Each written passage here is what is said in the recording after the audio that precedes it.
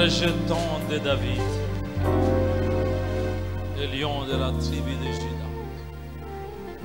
Seigneur Jésus, nous t'aimons, nous aimons ta présence. Nous avons faim de toi, nous avons faim de ta parole pour nos âmes. Envoie ta parole, Seigneur, et merci de nous parler. Au nom de Jésus. Acclamons pour lui parce que nous savons qu'il est là. Merci. Merci, chers amis. Alors, on se tient debout. Nous tenons debout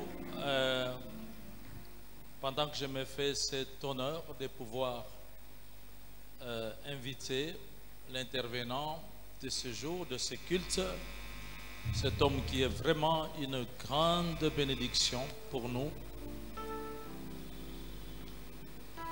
Malgré tout ce qu'il est en train de faire comme travail, il a encore accepté de pouvoir intervenir le dimanche. Pour nous, c'est une grande bénédiction à cause de tout ce que Dieu dépose dans son cœur pour nous. S'il vous plaît, faites-moi plaisir. Nous recevons le docteur Michel qui va nous parler pendant quelques minutes. Merci. Je vous en prie.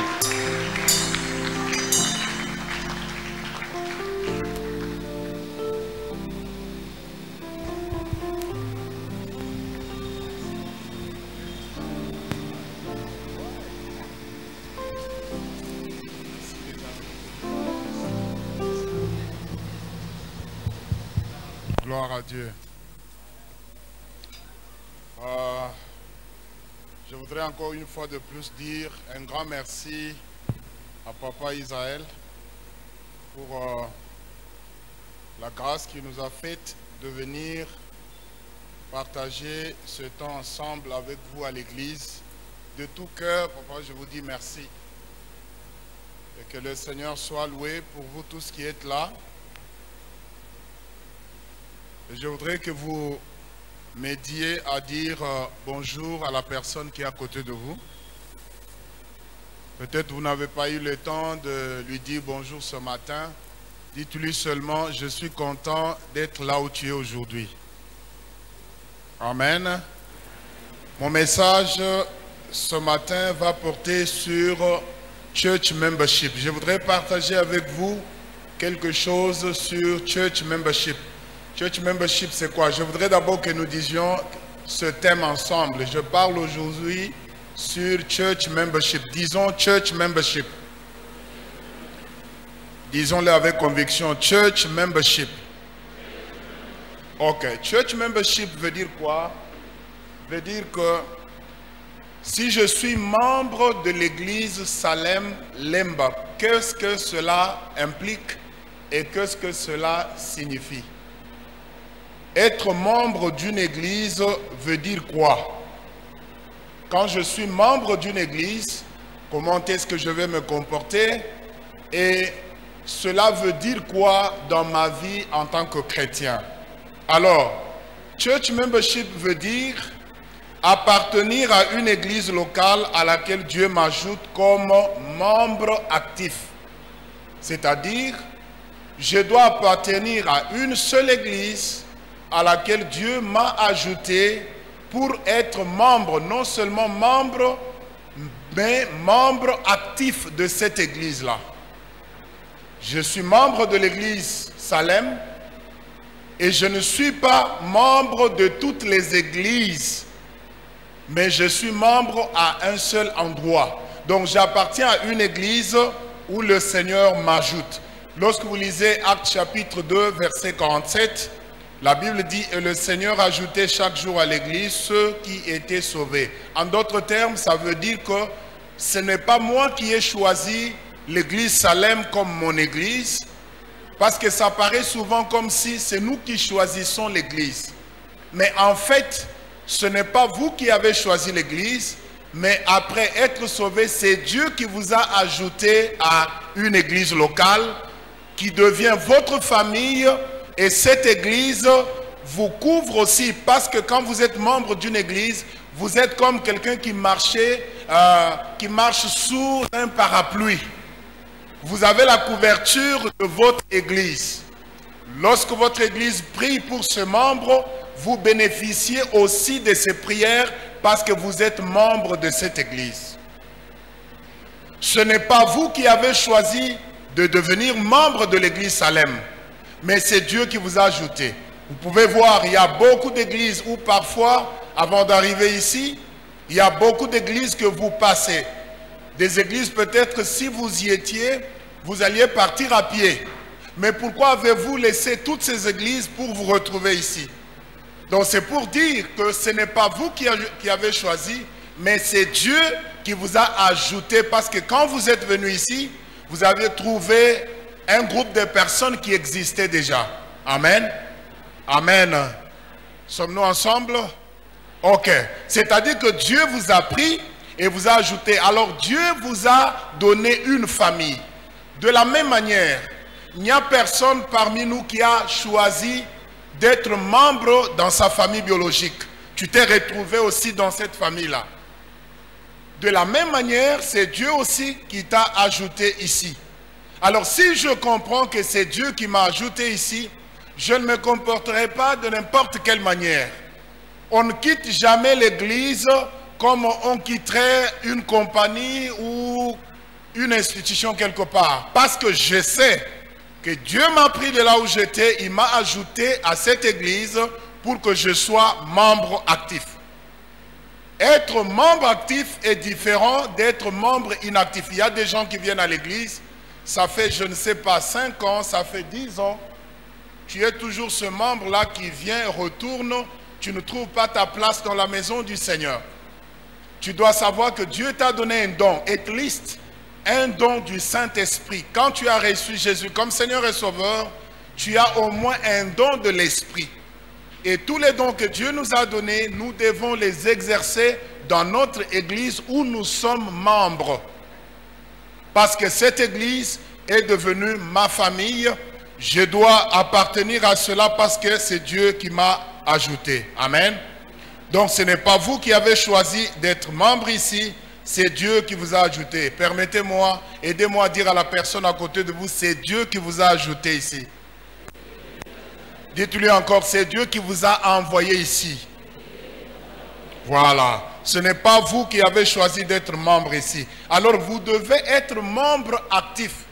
En d'autres termes, lorsque vous lisez la Bible, vous allez voir que nous avons beaucoup de dons. Au moins 22 dons du Saint-Esprit. Les ministères et les dons de congrégation. Alors vous avez aussi ces dons-là. Pourquoi avez-vous reçu ces dons? C'est pour les utiliser à l'église afin que les personnes qui sont à côté de vous en bénéficient. Lorsque vous êtes dans une église où le Seigneur vous ajoute et que vous ne faites rien, vous faites du mal aux hommes et aux femmes qui viennent à l'église parce que vous avez au moins quelque chose que vous devez faire à l'église. Il y a des gens qui me posent des questions, pasteur, est-il dit que tout le monde doit servir Dieu? Moi je dis oui, parce que tout le monde a reçu au moins un don de l'esprit. Donc vous avez affaire à l'église. Amen. Dites à votre voisin, vous avez affaire ici. Dites-lui, si vous ne faites rien, vous me faites chômer. Voilà. C'est-à-dire, vous avez quelque chose que vous devez faire à l'église. Et vous devez savoir que Dieu vous a donné cette famille pour cela. Amen. Church membership veut dire aussi me placer sous l'autorité et me soumettre au leadership de mon église à travers mon pasteur. Je dois me soumettre, je dois me placer sous le leadership de mon église à travers mon pasteur. C'est pour que je puisse bénéficier de grâce que Dieu lui a donnée. Lorsque Dieu établit un pasteur sur une église, Dieu ne lui donne pas tout ce qu'il lui donne pour lui-même. C'est parce que Dieu sait que sous lui, il y a des personnes qui vont venir. L'église devient comme cet arbre sous l'ombre duquel les oiseaux viennent pour s'abriter. Alors Dieu va donner le nécessaire à son serviteur afin que les membres qui viennent à l'église puissent en bénéficier. Amen. Alors voilà pourquoi ça demande que vous soyez un chrétien actif. un membre actif de l'église Salem. Hébreux chapitre 13, verset 17. Nous allons le lire ensemble. Hébreux 13, verset 17. Sommes-nous tous là? Dites à votre voisin, voici ma Bible, où est la tienne? Amen. Dites à votre voisin, voici ma Bible, où est la tienne? Aujourd'hui, les chrétiens deviennent terribles. Hein? Même si vous avez votre tablette, vous avez votre téléphone, à l'église, nous devons toujours venir avec la Bible. C'est très important. Amen. Il faut toujours avoir l'habitude de venir à l'église avec la Bible. Dites encore à votre voisin, voici ma Bible, où est la tienne?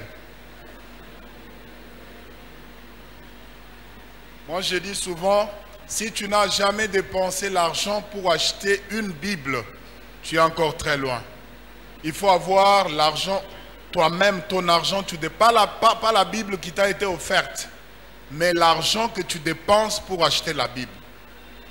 Là, tu peux quand même dire que dans ma foi chrétienne, je suis déjà au moins quelque part. Si tu n'as pas encore dépensé ton argent pour acheter la Bible, ça te demande encore beaucoup. Amen. Ok, nous allons lire ensemble Hébreux 13, verset 17. Nous lisons ensemble. 1, 2, 3. Ok, pouvons-nous lire à haute voix? 1, 2, 3.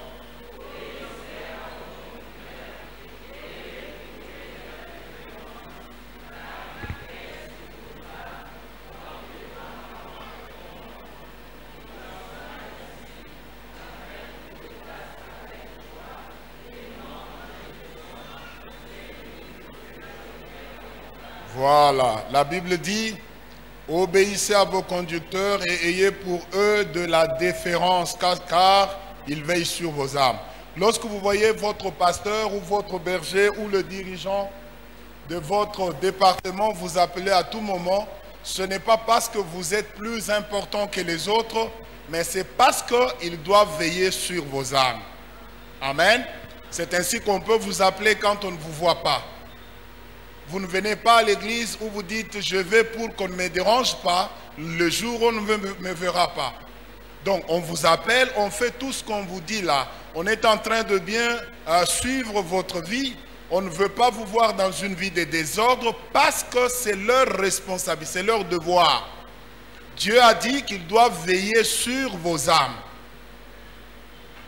En d'autres termes, on dit qu'ils doivent contrôler. C'est-à-dire les serviteurs de Dieu ont le devoir de contrôler la vie des membres. Pourquoi tout cela? C'est pour arriver à la destination. Vous voyez un berger qui a un troupeau avec un stick et chaque fois avec un bâton, chaque fois qu'un mouton veut aller à côté, qu'est-ce que le berger doit faire? Le berger doit tout faire pour amener le mouton sur la bonne voie. Et c'est ce que les serviteurs de Dieu font avec nous. Un enfant de Dieu ne peut pas dire, en tout cas c'est ma vie privée devant son pasteur. Non, tu n'as pas de vie privée parce que Dieu t'a placé sous lui afin qu'il prenne soin de toi. Et si tu permets qu'il le fasse avec joie, ça sera ta bénédiction. Mais si tu ne permets pas qu'il le fasse avec joie, ça ne vous sera d'aucun avantage. Alors lorsque les hommes de Dieu sont derrière nous, c'est pour notre bien. Ce n'est pas pour nous faire du mal. Alors moi, je déplore des personnes qui viennent mentir devant le pasteur. Je connais un frère, alors que la fiancée était déjà enceinte, ils sont tous allés avec le mensonge pour dire qu'ils ne s'étaient pas encore connus. Alors, lorsqu'on a tout fait, la grossesse n'a pas abouti et l'enfant était décédé. Pourquoi? Parce que il y a beaucoup de mariages, parfois beaucoup de choses qui sont basées sur le mensonge. Moi, je dis aux chrétiens, les choses peuvent arriver, mais il y aura toujours une solution. Et c'est pour cela qu'il faut toujours dire la vérité. Malheureusement, à l'église, il y a beaucoup de personnes qui viennent avec beaucoup de mensonges. Parfois des mariages qui sont basés sur des mensonges. Un frère est venu, un frère béninois est venu, il a épousé, il a pris une femme sud-africaine. Et il est venu, tout ça, trop de mensonges. Ils nous ont pris pour aller dans une autre province. Nous avons quitté très tôt matin pour aller parce qu'ils devaient se marier là. Ils nous avaient dit que c'est là où il y a la famille de la femme. Nous sommes allés à Roma Fès, ils se sont mariés, nous sommes rentrés. Quelques temps après, pas même 6 mois, la femme a mis au monde. Ils m'ont appelé, nous sommes allés à la maternité. Et quand j'arrive là-bas, l'enfant était né, je ne sais pas, vers 7 h à 12 h, il devait déjà sortir. Pour dire que tout était bien. Mais quand j'arrive là, il me dit, là, papa, cet enfant ici, depuis qu'il est là, il n'est pas. Donc c'est pour lui, il voulait me dire que l'enfant était né prématuré, alors que tout était normal. Quelques temps après, les choses n'ont pas bien marché. Il est venu, maintenant pour confesser. Si nous sommes allés à Limpopo là-bas pour aller les marier, c'était une affaire qu'ils avaient organisée eux-mêmes. L'homme qui était là n'a jamais été l'oncle de la femme, c'est quelqu'un de la rue qu'ils ont ramassé, ils ont fait... Et quand je vous dis là, c'est un serviteur de Dieu. Et quand je vous parle aujourd'hui, la femme est dans un autre mariage, lui aussi dans un autre mariage. Et même le jour où il voulait montrer que l'enfant était prématuré, c'était de justesse. Alors que l'enfant était né sans problème. Et aujourd'hui, tous les deux se trouvent dans d'autres mariages. Tout ce que nous disons qui n'est pas basé sur la vérité ne nous bénit pas, ça nous maudit. Quand tu viens devant un homme de Dieu, dis la vérité parce qu'il ne va jamais te taper. Il ne va jamais te punir. Tout ce qu'il fait, c'est pour ton bien. Mais malheureusement, nous venons à l'église parfois avec beaucoup de mensonges. Et ça ne nous bénit pas. Amen. Alors la Bible dit, on doit aller avec 2 choses dans ce passage, obéissance et déférence. Obéir veut dire quoi? Se soumettre à une demande, une règle ou une obligation d'une personne, c'est-à-dire exécuter l'ordre de quelqu'un. C'est ça, obéissance. En d'autres termes, quand nous venons à l'église, je ne viens pas à l'église pour faire ce que je veux faire, mais je viens à l'église pour faire ce qu'on me demande de faire. Parce que tel que nous sommes ici, s'il faut que chacun fasse sa volonté, ça sera très difficile que nous existions. Vrai ou faux? Parce que chaque personne a une volonté. Mais quand je viens à l'église, je viens pour faire la volonté d'une autre personne. C'est pourquoi nous avons dit lors de la conférence, si tu n'as pas encore appris à servir un homme, tu ne serviras jamais le Seigneur. Amen. Si tu n'as jamais appris à servir un homme, tu ne verras jamais le Seigneur. Il faut d'abord apprendre à servir un homme. C'est alors que tu apprendras à servir le Seigneur. La différence, c'est quoi? La différence, c'est au respect que nous avons, qui porte à se conformer à la volonté, au désir et au sentiment de quelqu'un d'autre.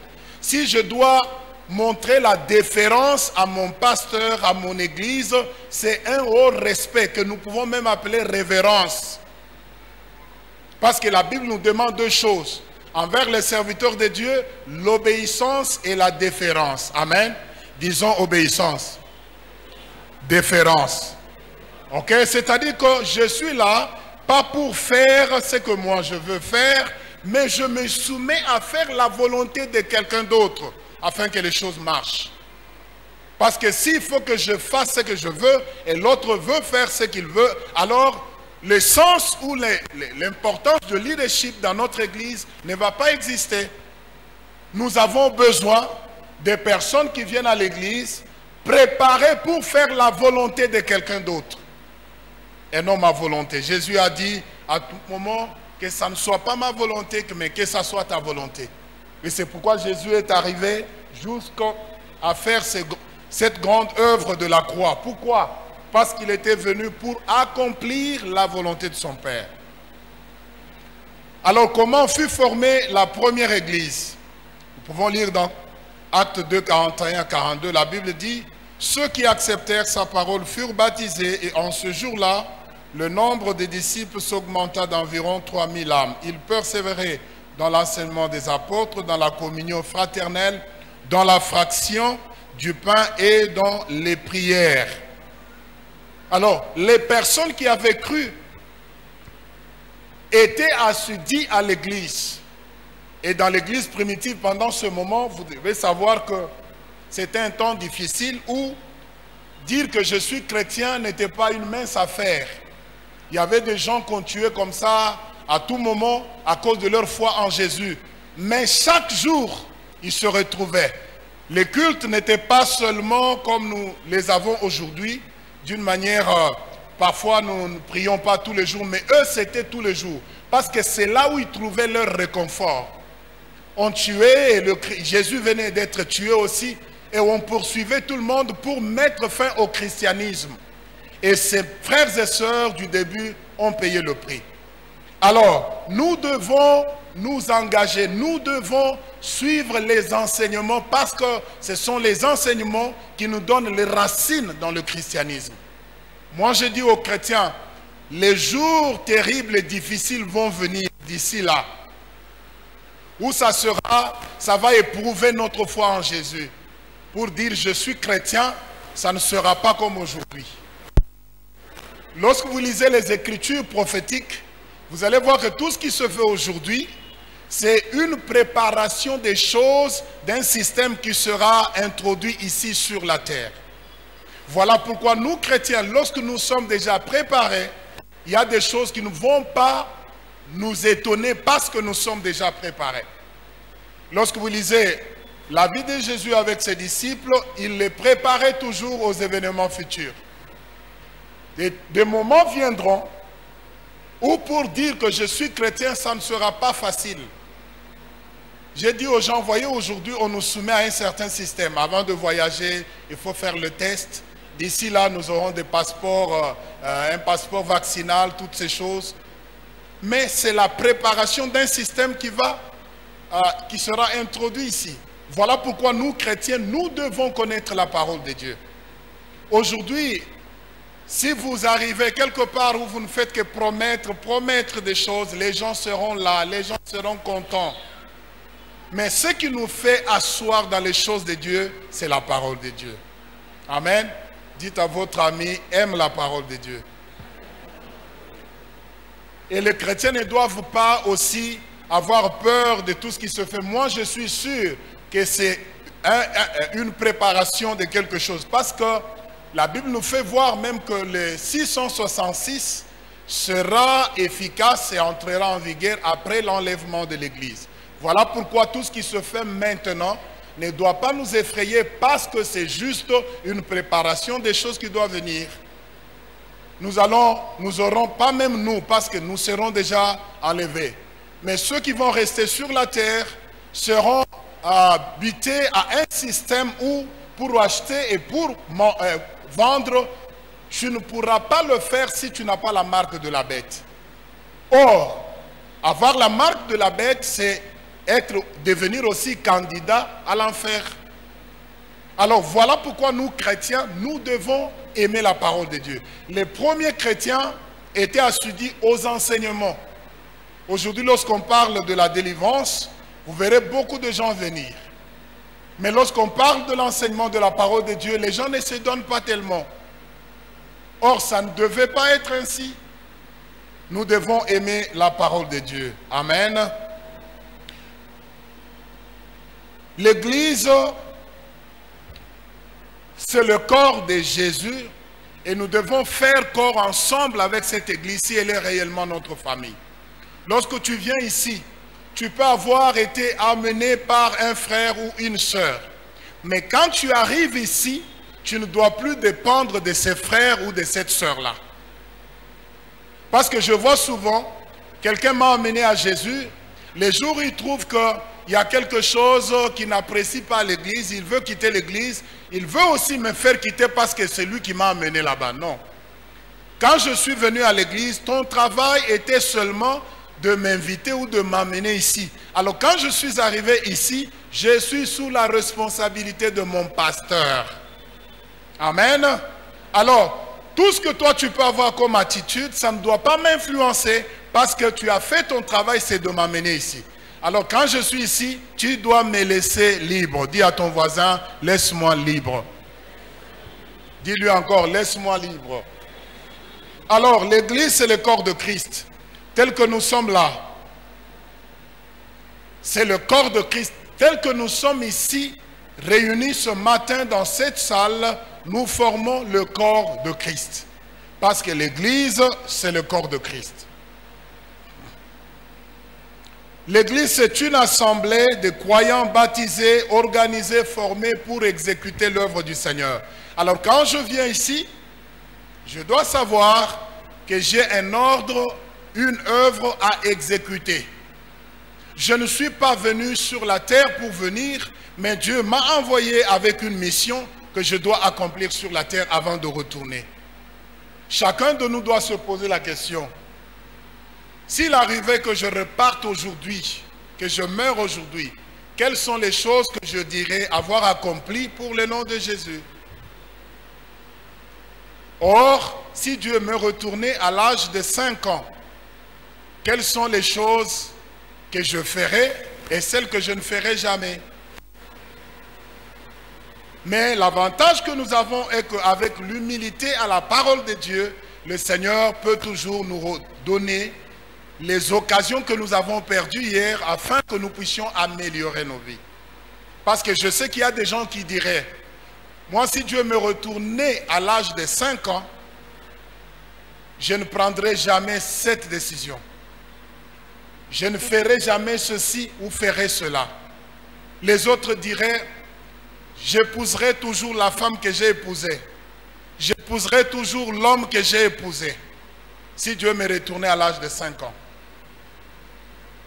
Alors c'est pour dire, nous avons le temps à racheter et non un temps à perdre.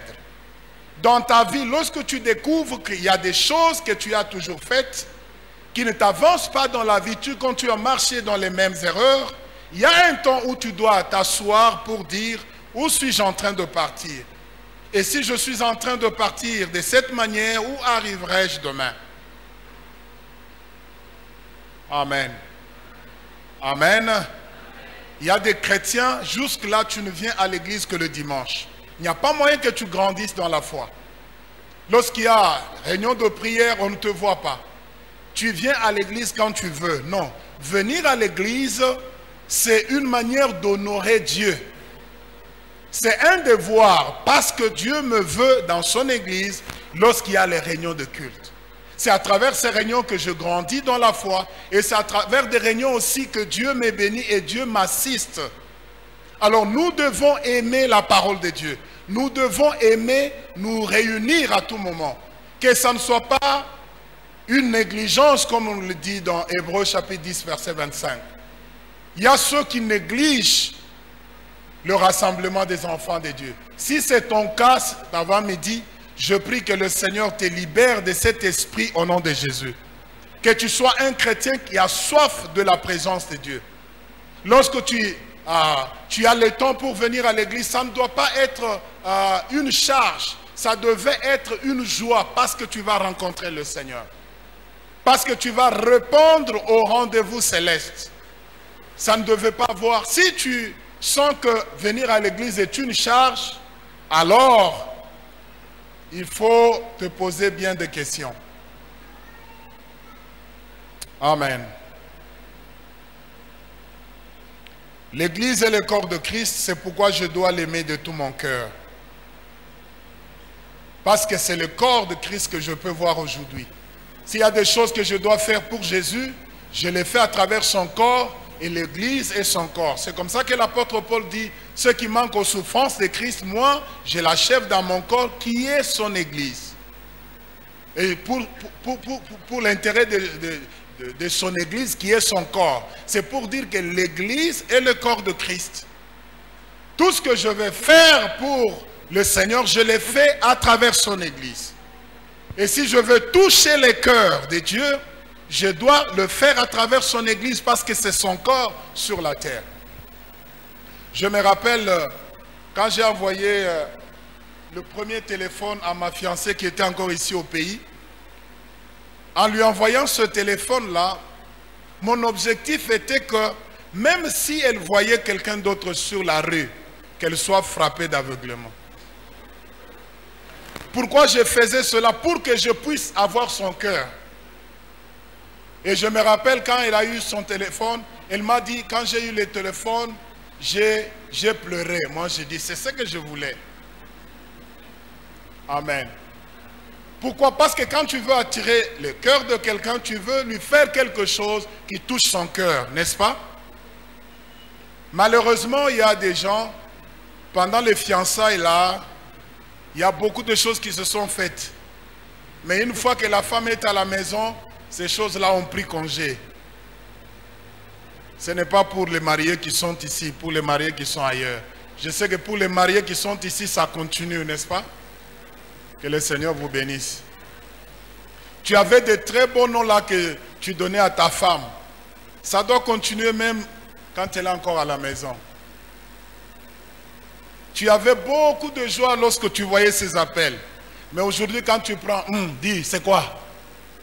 C'est pas comme ça, n'est-ce pas? Moi, je dis toujours, les femmes ont fait un grand sacrifice de quitter leur famille, quitter l'environnement dans lequel elles ont vécu pendant beaucoup d'années. Elles ont tout quitté pour venir vivre avec, changer même leur surname. Leur nom a changé à cause de toi. Alors tu dois beaucoup apprécier cela et vivre avec elles comme on vit avec une princesse. Amen. Nous disons Amen, les papas, nous disons Amen. La femme, ce n'est pas ton ennemi. Ton mari aussi n'est pas ton ennemi. Alors, je dois aimer l'Église parce que c'est le corps de Christ. La Bible dit dans Éphésiens 5, 25, « Marie, aimez vos femmes comme Christ a aimé l'Église et s'est livré lui-même pour elle. » L'homme qui est capable de se livrer pour sa femme, même s'il y a des bandits qui viennent la nuit, ne dira pas à la femme, « Va d'abord voir c'est qui. » Il va se lever lui-même pour aller voir, n'est-ce pas? Pourquoi? Parce qu'il se sacrifie. Quitter le matin, rentrer le soir, c'est un sacrifice pour la famille. Alors les mamans doivent aussi apprécier cela. Mon mari quitte très tôt matin, il rentre tard parce qu'il nous cherche à manger. C'est quelque chose qui doit être apprécié. Alors, dans ma dévotion pour mon église, quelles sont les choses que je dois connaître?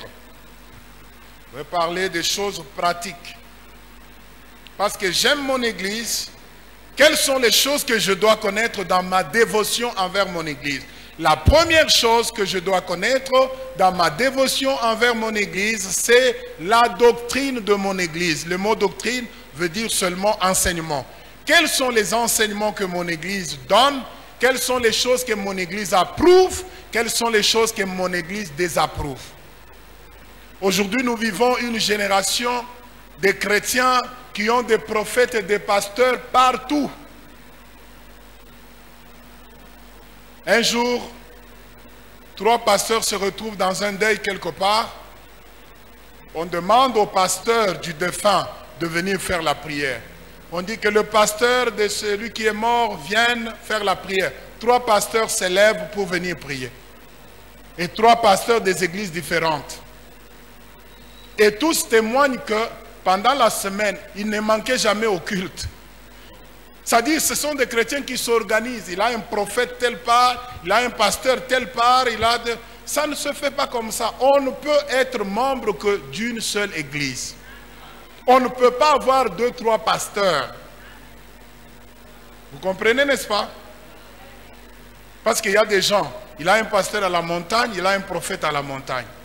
Et parfois, il se dit, cette fois-ci, je donne ma dîme à gauche, le mois prochain, je donnerai ma dîme à droite. Ça ne se fait pas comme ça. On doit savoir ce qu'on appelle church membership. Je suis membre seulement d'une église et je dois avoir seulement un seul pasteur. Quand j'ai des problèmes, c'est à mon pasteur que je m'approche pour lui partager mes problèmes. En tant que pasteur, si tu ne me dis pas des problèmes que tu as, je les apprends aussi à partir d'autres personnes. Je veux savoir que tu ne me fais pas confiance ou ce n'est pas important pour toi, je vais te laisser comme cela. Parce que toi-même, tu n'es pas venu pour me parler de tes problèmes. Et les chrétiens doivent apprendre cette culture dans la maison du Seigneur. Je dois connaître les enseignements de mon église. Des choses que mon pasteur désapprouve, moi aussi je dois les désapprouver.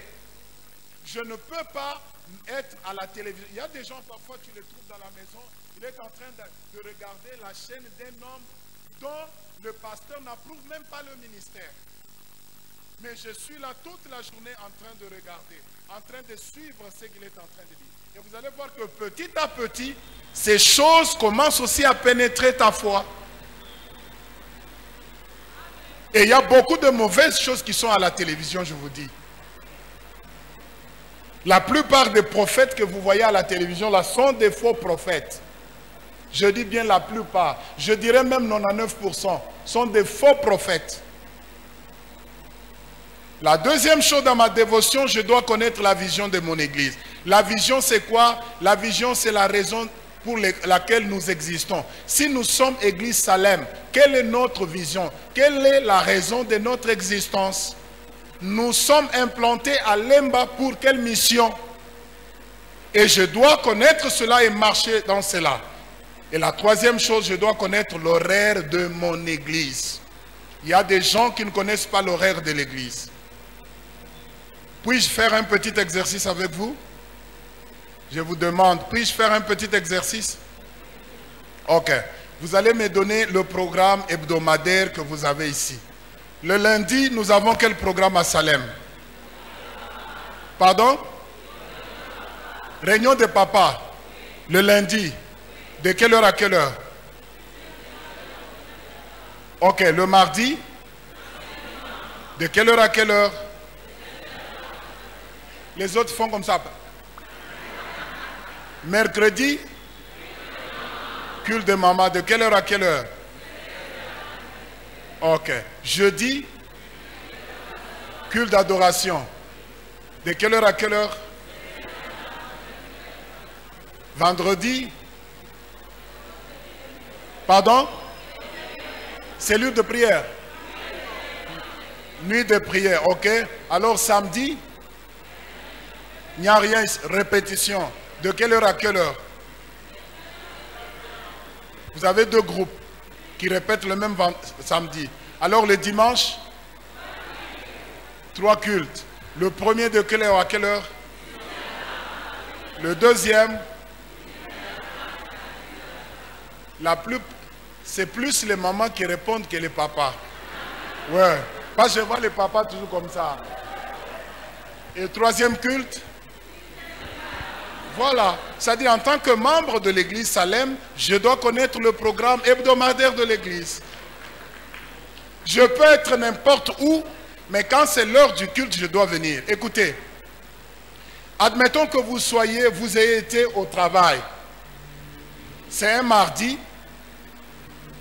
Moi, je ne peux être à l'église que pendant 15 minutes. Je termine le travail avec les embouteillages, tout ça, mais l'église va prendre fin à 18 h, par exemple. Mais moi, je ne peux être là qu'à 17 h 45. C'est les 15 minutes là qui appartiennent à Dieu. Je dois toujours, même si j'arrive et qu'on dise Amen. Dieu sait que j'étais au travail, mais comme je n'ai eu que 5 minutes, je dois les passer dans la maison de Dieu.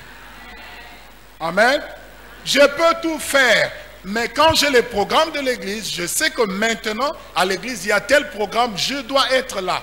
Parce que ce n'est pas de ma faute. J'ai été au travail, j'ai quitté, il y a eu beaucoup d'embouteillages. Alors comme je ne peux avoir que 5 minutes ou 10 minutes, avant d'aller à la maison, je vais passer ces 10 minutes-là dans la maison de Dieu et après je pars à la maison.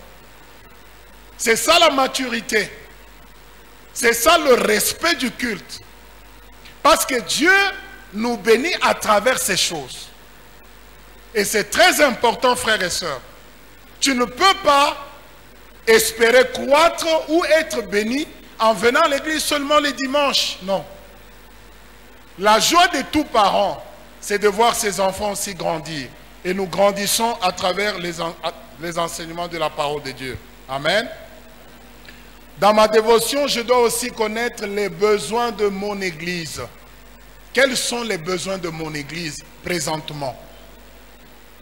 Et c'est cette affaire qui nous conduit à faire des dons de libéralité. Parce que je connais les besoins de mon église. L'église dit quoi? Ok, par exemple, on veut repeindre ici. On veut faire ceci, cela. Ce sont les besoins immédiats de l'église. Alors moi, en tant que membre de l'église, je dois marcher avec les besoins de mon église dans ma tête. Je prie avec les besoins de mon église.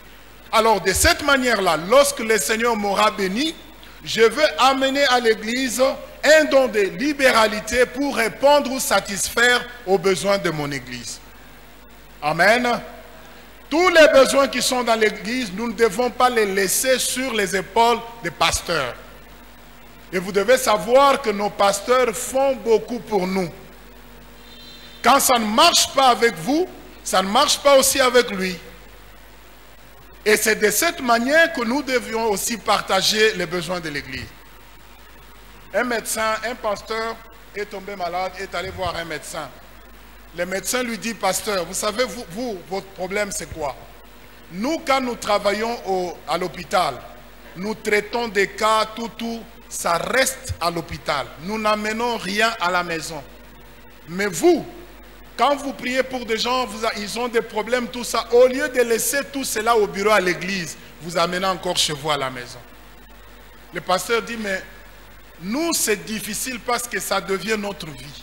C'est une relation. Ces enfants-là, quand ça ne marche pas avec eux, c'est nous aussi. Nous sentons que ça ne marche pas avec nous. Je peux être là en train de manger, j'ai tout à la maison. Mais quand je sais que ça ne marche pas chez vous, ça ne me fait jamais du bien. Alors nous aussi, nous devons partager les besoins de l'église. Vous savez, il y a des gens, il y a des endroits où vous ne verrez jamais le pasteur venir parler beaucoup sur un problème de $500, parler beaucoup. Pourquoi? Parce qu'il y a des gens qui ont le cœur et leurs cœurs sont là à l'église. Je peux voir, avant même que le pasteur le dise, moi-même je sais voir. Dans ma maison, je n'ai pas besoin que quelqu'un vienne me dire, il faut remplacer les rideaux. Moi-même je vois et je vois ce qu'il faut faire.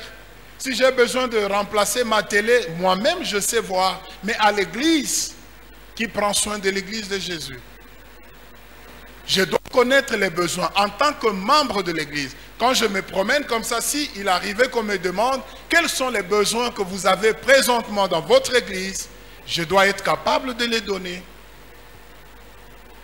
Amen. Je dois connaître les besoins de mon église.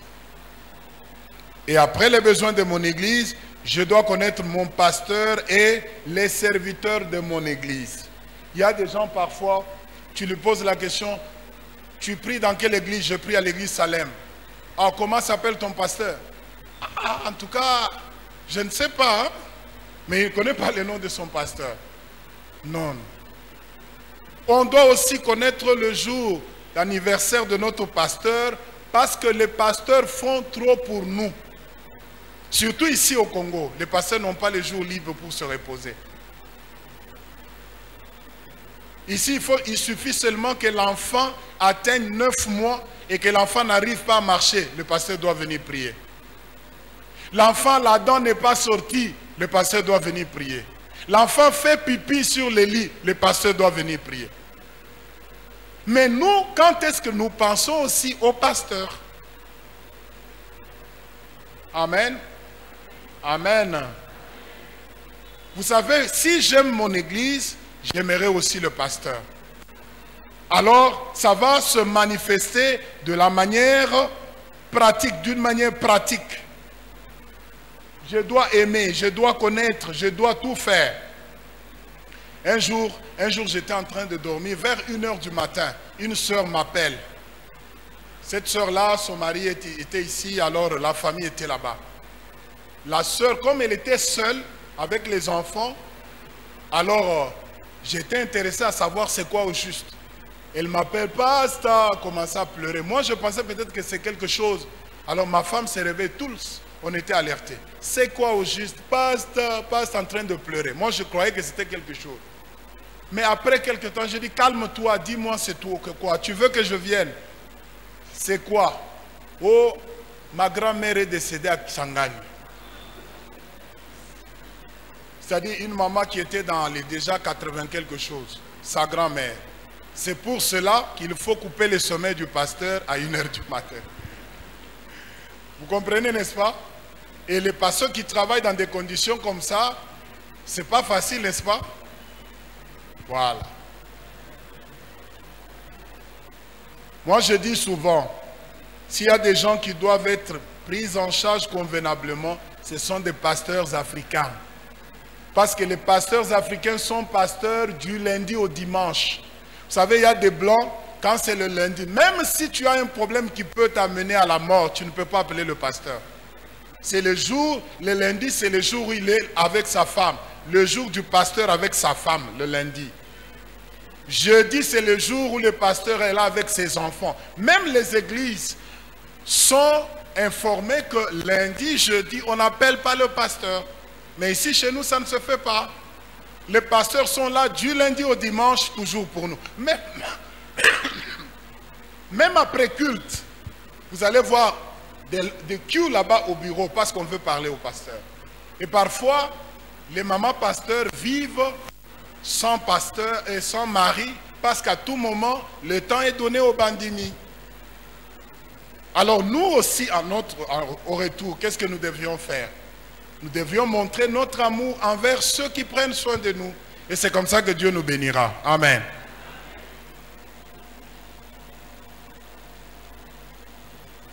Que dois-je attendre de mon église en tant que membre? La première chose, l'église doit me nourrir avec la parole de Dieu. Je dois attendre que l'église me donne la parole pour me donner une bonne santé. Je dois être équipé pour le ministère, je dois être soutenu avec des prières et je dois être visité au besoin. En tant que membre d'une église, l'église a l'obligation de m'équiper pour le ministère. L'église a l'obligation de me nourrir avec la parole de Dieu. Et l'église doit me visiter au besoin. Je ne dois pas être ce genre de chrétien, lorsqu'on ne m'a pas visité, j'en fais un problème. Lorsqu'on ne m'a pas appelé pendant la semaine, je me dis, je n'étais pas venu parce qu'on ne m'a pas appelé pendant la semaine. Je ne dois pas être habitué à des visites. Pour que je vienne à l'église, on doit me visiter. Non. Amen. Alors, qu'est-ce que l'église doit attendre de moi? D'abord, la dévotion au programme de culte. En tant que membre, l'église s'attend à ce que je sois là à tous les programmes de culte, à moins que je sois empêché au travail ou à l'école. Je dois vivre dans l'unité avec les autres membres de l'église. Ça ne me bénit pas d'être dans une même église, nous sommes assis devant la même parole, mais entre moi et la personne à côté de moi, on ne s'entend pas. Et parfois, même si nous nous voyons en cours de route, nous ne nous disons pas bonjour. Mais nous sommes membres d'une même église. Ça ne peut pas se faire. Nous chantons dans une même chorale. Mais quand l'autre entonne, moi je ne veux pas répondre convenablement parce que ça va lui donner beaucoup de succès. Mais nous sommes dans une même chorale. Quand c'est l'autre qui veut entonner, je lui donne une note très haute là pour qu'il ne chante pas bien. Alors Dieu va-t-il te bénir? Quels sont les problèmes qui peuvent faire que moi et ma soeur, qu'on ne se dise pas bonjour? 2-3 semaines dans l'église, nous ne nous saluons pas. Pourquoi? On ne peut pas avoir une raison. Ça ne peut pas être ainsi parmi les enfants de Dieu. Amen. Alors, dans ma dévotion pour mon église, je dois promouvoir sa mission et sa vision. Je dois tout faire pour que tous les programmes et la vision de mon église réussissent. Partout où je suis, je dois promouvoir la mission de mon église. Je dois parler de mon église en bien. Partout où je suis. Et moi-même, je dois aussi croître dans la maturité. Alors, la deuxième catégorie des choses que l'église attend de moi, d'abord, les offrandes. Chaque fois que je vais à l'église, parce que les offrandes, là, c'est aussi un culte. Je dois amener les offrandes, à moins que je n'aie pas. Quand il m'arrive à aller au culte, je dois savoir que je ne vais pas à l'église main vide. Selon que Dieu m'a fait prospérer, j'amène quelque chose pour la maison de Dieu. Ça, c'est l'offrande. La deuxième chose, c'est la dîme. La dîme, c'est un devoir que tout enfant de Dieu retourne au Seigneur à travers son église locale. Tu peux aller dans une autre église, on t'a invité pour un séminaire, quand vous n'avez pas de programme chez vous. Dans cette église où je suis invité, je peux donner une offrande, mais pas ma dîme. La dîme, c'est quelque chose que tu donnes seulement à ton église, là où tu es membre. Amen. Donc tu apportes ta dîme dans l'église où tu es membre. La dîme, on ne la donne pas ailleurs. On la donne seulement dans mon église. Alors quand Dieu t'a béni, tu regardes comment ton salaire ou les activités que tu fais, tu dis, en tout cas, moi je donne à Dieu. Tu peux même aller au-delà de 10%. Ma femme n'a jamais donné 10% à l'église. Quand elle est payée, elle donne toujours au-delà de 10%, depuis qu'elle a commencé à travailler. Quelques mois après, je lui ai dit, stop ce travail. Je trouve que tu commences à aller très tôt matin, et puis nous te manquons à la maison, tout est là, résister. Moi je dis, il faut que tu arrêtes. Quelques temps après, elle a arrêté, elle a fait 3 mois à la maison sans travail. Et quand elle a eu un travail, là où elle est maintenant, le salaire c'est plus de 200%. Mais elle ne donne jamais 10%, elle donne toujours au-delà de 10%. Quand tu ne donnes pas ta dîme à Dieu, tu te maudis et tu maudis ta famille. Amen.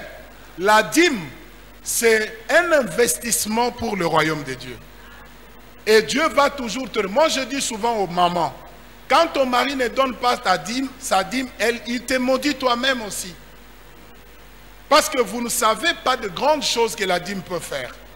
Donc, dans tout ce que vous avez, avant même de commencer à faire les dépenses, la première chose, c'est soutirer la dîme pour l'amener à Dieu. Et la dîme, on la donne toujours dans le salaire brut. On dit, comment on dit, net à payer ou quoi? Voilà, ce n'est pas dans le net à payer. Parce que dans le net à payer, on a déjà réduit peut-être les dépenses ou les dettes que tu as. C'est dans le brut là que tu sutures ta dîme et puis tu amènes à la maison de Dieu. Quand tu donnes le 1/10 à Dieu, c'est une manière de protéger le 9 qui reste, le 90% qui reste. J'ai vu un frère à l'église qui a toujours changé de grosses voitures. Mais un jour, il vient me dire, pasteur, si je vois ce que je gagne par mois, et je me retrouve à la fin du mois, je n'ai même pas l'argent pour faire ça. Je ne sais pas. Moi, je dis, ça, c'est ce que l'ennemi fait. Quand tu ne sais pas honorer Dieu, tes biens ne sont pas protégés parce que l'ennemi peut venir et trouver accès à toucher à ce qui te fait. Mais quand tu les soumets à Dieu à travers ta dîme, c'est une manière de protéger le 90% qui te reste. Amen. Et après la dîme, je dois aussi donner les actions de grâce. Actions de grâce, c'est quoi? J'ai réussi à un examen d'État, par exemple. J'étais malade, Dieu m'a guéri. Ma fille s'est mariée, par exemple. Nous-mêmes, nous nous sommes mariés. Le jour où tu viens pour dire merci à l'église, tu viens avec une enveloppe d'actions de grâce. J'ai fait un voyage, Dieu a fait ceci, cela. Dieu m'a donné un travail. Avant de payer d'abord la dîme, je viens avec une action de grâce. J'ai vu un frère venir me donner sa dîme lorsqu'il a eu son travail. Et après, je le vois dans la même salle, venir avec tout l'argent pour me donner. Il me dit non, je voulais envoyer l'argent à ma mère, comme c'est mon premier salaire après la dîme. Maman a dit, va donner tout l'argent au pasteur à l'église. Ça, c'est une maman qui reconnaît que si mon fils aujourd'hui, combien d'enfants sont partis en Afrique du Sud et n'ont pas étudié, ils sont allés faire l'ambiance. Mais si mon fils a étudié et aujourd'hui il a du travail, c'est grâce à ce Dieu-là. Alors au lieu que je prenne son premier salaire, que ce salaire encore retourne à Dieu. Donner à Dieu sa dîme, c'est un acte de reconnaissance. La dîme, ce n'est pas une loi. Je n'ai pas le temps d'entrer en détail avec vous. La dîme n'a jamais été donnée comme une loi. Parce que lorsque vous faites l'étude sur la dîme, nous avons sa première mention dans Genèse 14 et la deuxième dans Genèse 28. Et dans tous ces deux passages, ça n'a jamais été une loi. C'est l'homme lui-même, eu égard à ce que Dieu a fait pour lui, qui se dit, moi je vais retourner à Dieu le 1/10. C'est devenu la loi après.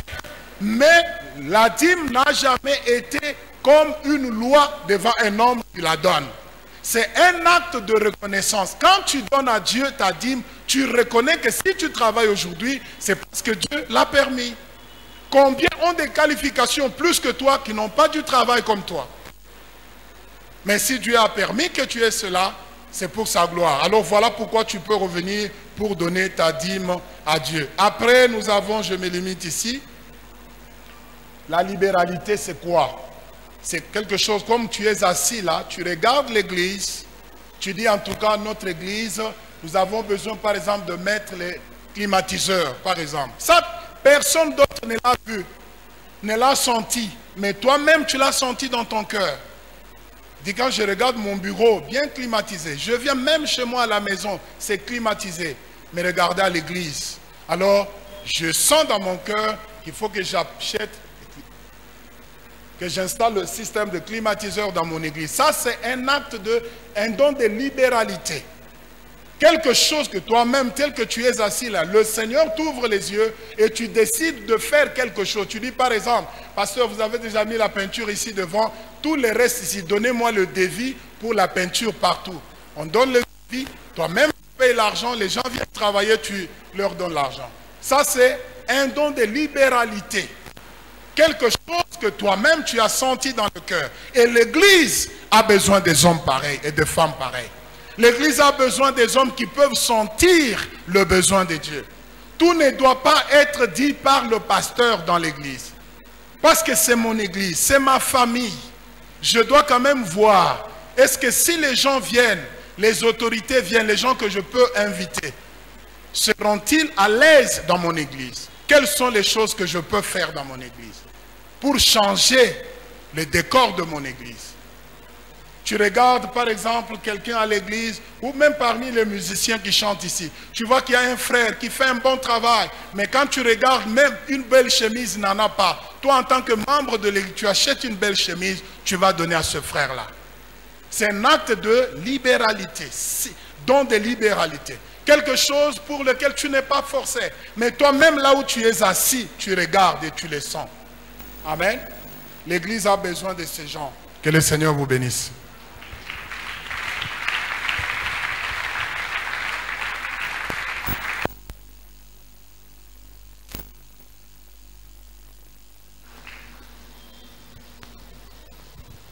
Gloire à Dieu. Nous aimons toujours acclamer une deuxième fois pour dire merci, merci. Décidément, quand cet homme ouvre la bouche, c'est toujours pour enseigner. C'est que nous aimons encore davantage quand il parle ce qui vient nous instruire encore en matière d'organisation. Parce que notre croissance ne doit pas être seulement en connaissance, mais aussi en organisation. Et merci, quand on écoute, il vient vraiment encore marteler sur des choses que nous avons entendues, mais parfois que nous ne pratiquons pas, ou alors que nous ne pratiquons plus. Et je crois que de cette manière-là, aussi Dieu réveille son Église. Est-ce que je peux voir des gens qui sont bénis, qui sont édifiés après de tels enseignements? Et c'est l'occasion de dire encore merci, merci, merci au pasteur Michel, docteur Michel, moi je l'appelle ainsi. Il parcourt, il vient en Afrique du Sud, à Jobourg, mais il parcourt tout le temps. Il est entre deux avions en train de circuler juste pour aller faire des disciples, pour aller former. Donc, il est vraiment dans l'obéissance à l'ordre suprême. Et c'est là que se trouve la récompense, sa grande récompense qu'il attend. Même là, la santé, c'était compliqué, difficile. Je lui ai demandé, est-ce qu'on ne peut pas reporter? Il dit, non, non, je vais enseigner. Il vient de le faire. Alors, nous levons nos mains et nous le dirigeons en direction de son serviteur et nous disons simplement, pasteur Michel, que Dieu vous bénisse, que Dieu vous bénisse, que Dieu vous bénisse. Allons-y, que Dieu vous bénisse. Voilà, voilà. Mais nous, pasteur Michel, quand nous faisons ça, nous ne disons pas seulement que Dieu vous bénisse, mais nous disons aussi où mais là. Pasteur Michel, alors nous acclamons. Oh, les mots nous manquent pour dire merci. Voici le temps des offrandes.